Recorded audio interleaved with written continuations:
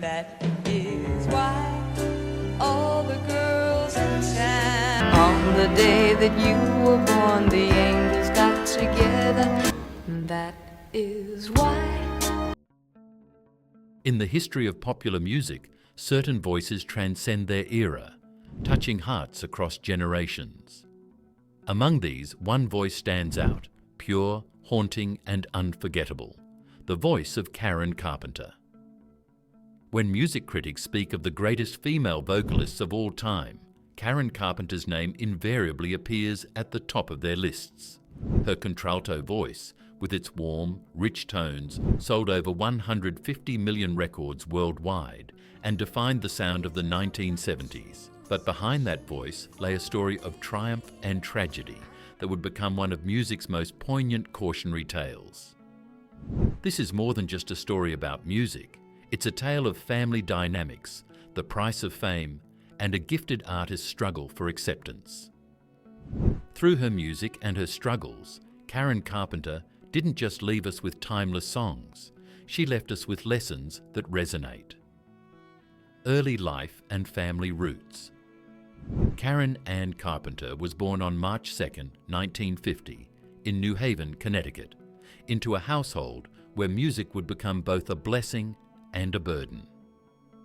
Her brother Richard, born 4 years earlier on October the 15th, 1946, would become her closest musical collaborator and lifelong partner in fame. The Carpenter household, led by parents Agnes Ruhr and Harold Bertram Carpenter, was not known for overt displays of affection. Harold's extensive record collection filled their home with everything from classical to contemporary pop, unknowingly planting the seeds for his children's future.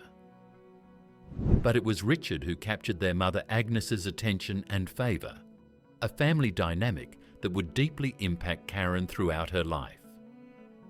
While Richard gravitated naturally to music, mastering the piano at a young age, young Karen found joy in simpler pleasures. She excelled at baseball and outdoor activities, often chosen before her brother in neighbourhood games, much to her mother's disapproval. These early years shaped not just Karen's personality, but her constant search for maternal approval. In 1963, the family made a decisive move to Southern California, uprooting their lives in pursuit of Richard's musical career. Karen, though reluctant to leave her friends behind, would soon discover her own path to musical greatness in this new setting. It was here, in an attempt to avoid gym class, that she joined the school band and discovered her remarkable talent for drumming, a skill that would uniquely position her in the music industry. The rise to stardom. In 1965, a pivotal moment arrived when Richard formed the Richard Carpenter Trio, with Karen on drums and their friend Wes Jacobs on bass. Despite Karen's desire to include her name in the band's title, Richard insisted on keeping his name alone, an early sign of the complex dynamics that would characterize their partnership. The trio's talent couldn't be denied. They won a prominent battle of the band's competition in 1966, earning a contract with RCA Records. However, their jazz-oriented style clashed with the rock-dominated era, and the contract was terminated. Undeterred, Richard formed a new group called Spectrum, shifting their sound to include more vocal harmonies. Everything changed in 1969 when fate stepped in. A friend took their demo tape to A&M Records, where legendary trumpeter Herb Alpert was instantly captivated by Karen's voice. He signed them immediately, marking the beginning of the Carpenters' meteoric rise. Their breakthrough came on May 14, 1970, with the release of Close to You. The song, previously recorded by several artists without success, became their signature hit, selling an astounding 3 million copies in just 6 months. Following this triumph, they released We've Only Just Begun in August 1970, which climbed to number 2 on the Billboard Hot 100, earning them 2 Grammy Awards in 1971. The hits continued to flow. For All We Know reached number 3 on the charts and earned them an Academy Award for Best Original Song. Rainy Days and Mondays and Superstar both soared to number 2 on the Billboard Hot 100. Their innovative arrangement of Goodbye to Love, featuring a groundbreaking fuzz guitar solo, is often credited as one of the first power ballads in rock history. By 1972, the Carpenters had become such icons of American youth that they were invited to perform at the White House by President Richard Nixon.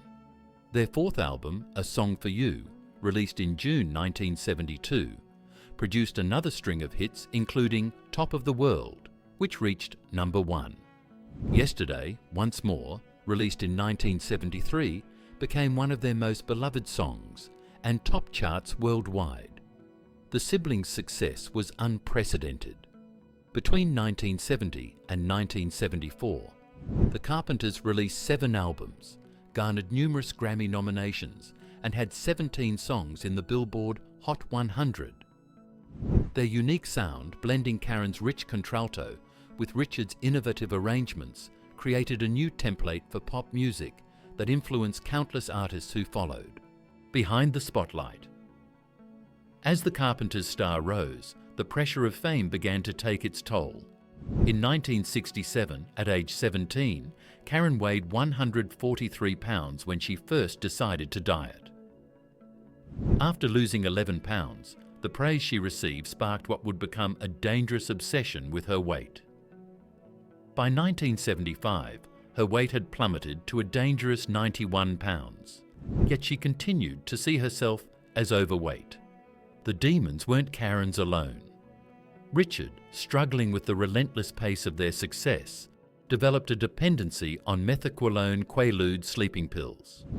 While Karen pushed her brother to seek treatment for his addiction, she refused to acknowledge her own battle with what would later be diagnosed as anorexia nervosa, a condition poorly understood at the time. Karen's quest for love proved equally challenging. Her relationship with Thomas James Burris seemed promising at first, but their 1980 marriage quickly turned into a nightmare. Burris, who had concealed his inability to have children until just before their wedding, began spending Karen's money recklessly and subjected her to emotional abuse. The marriage lasted barely a year before Karen filed for divorce.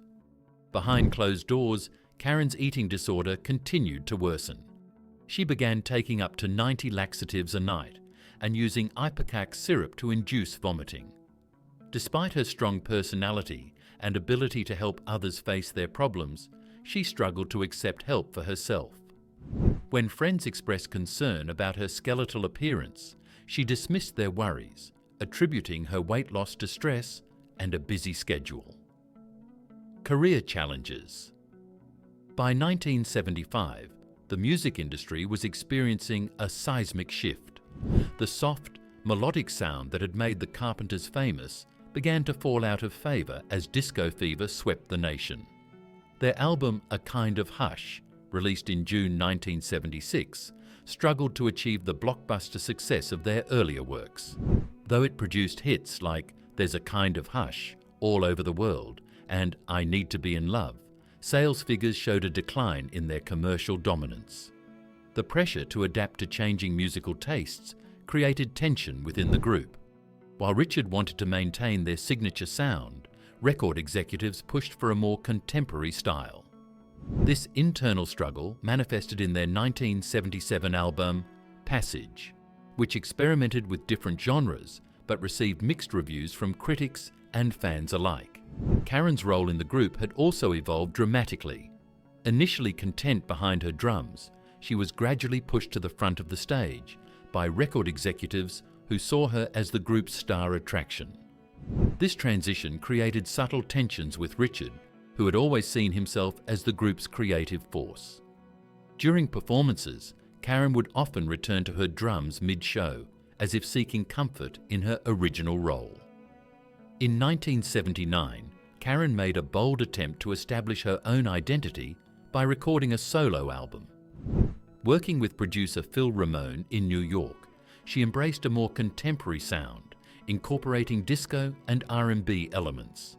The project cost nearly $400,000 and took a year to complete, with Karen pouring her heart into 12 tracks that showcased a different side of her artistry.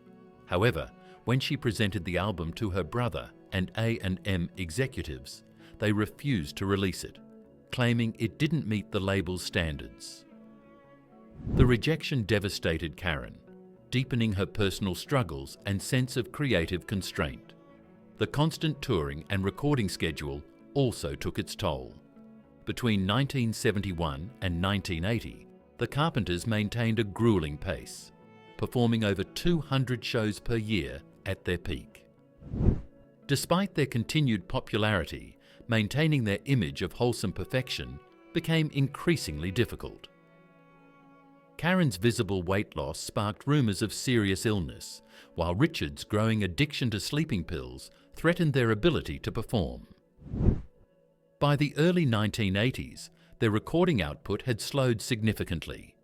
Their 1981 album, Made in America, would be their last together, producing the moderate hit, Touch Me When We're Dancing. The pressure to maintain their public image while dealing with private battles created an almost unbearable strain. Concert appearances became sporadic, and though they continued to draw audiences, the magic of their early years proved increasingly difficult to recapture. The greatest irony lay in the fact that even as their commercial success waned, Karen's voice remained as powerful and moving as ever. Critics continued to praise her unique contralto, even as they questioned the relevance of the Carpenters' sound in the evolving musical landscape of the 1980s. This dichotomy between artistic excellence and commercial expectations added another layer of pressure to an already strained situation. Final days and lasting legacy. On December the 17th, 1982, Karen Carpenter gave her final performance at the Buckley School in Sherman Oaks, California. Despite her weakened condition, her voice remained hauntingly beautiful.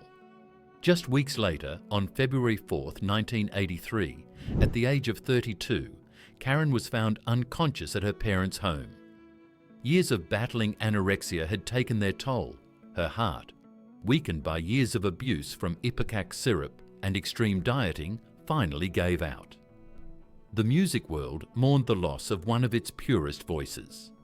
The Carpenters' legacy includes over 150 million records sold worldwide, numerous Grammy Awards, and a collection of songs that continue to move audiences decades later. Their influence can be heard in countless artists who followed, from Madonna to Kelly Clarkson, who cite Karen's distinctive voice as an inspiration. More importantly, Karen's tragic struggle with anorexia nervosa helped bring eating disorders into public consciousness. Her death sparked important conversations about mental health in the entertainment industry and led to increased awareness and understanding of eating disorders. Treatment centres reported a surge in people seeking help, calling it the Karen Carpenter effect. In 1989, CBS produced a film about Karen's life, though many aspects were sanitised at the family's request. The real story of a talented artist seeking love and acceptance while battling inner demons continues to resonate with new generations.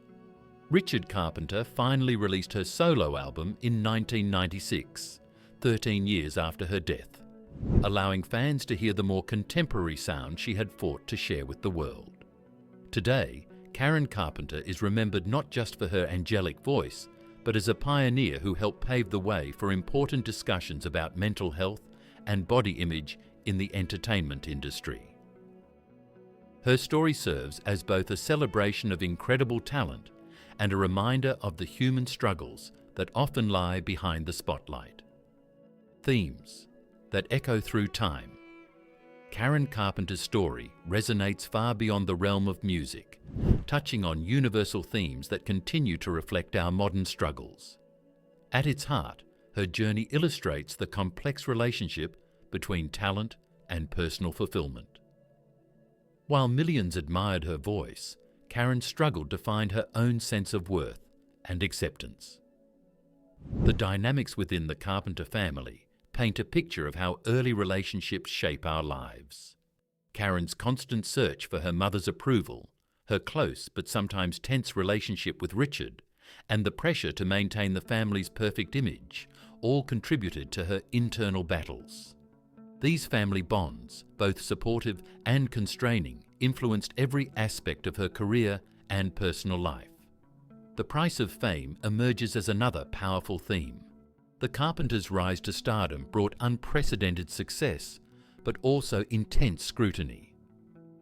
Karen's struggle with body image intensified under the spotlight, highlighting the particular pressures faced by female performers. Her battle with anorexia, tragically misunderstood at the time, now serves as a crucial turning point in public awareness of eating disorders. Within the music industry, the Carpenters' story reveals the tension between artistic authenticity and commercial success. While their signature sound brought them fame, it also created a musical box from which Karen struggled to break free. Her unreleased solo album stands as a testament to the creative constraints she faced, even at the height of her success. Karen Carpenter's voice remains timeless, touching new generations decades after her passing. Her story reminds us that behind every perfect note, there's a human being facing very real struggles. Through her music and her legacy, she continues to inspire and move audiences worldwide. What's your favorite Carpenters song? Share your memories in the comments below.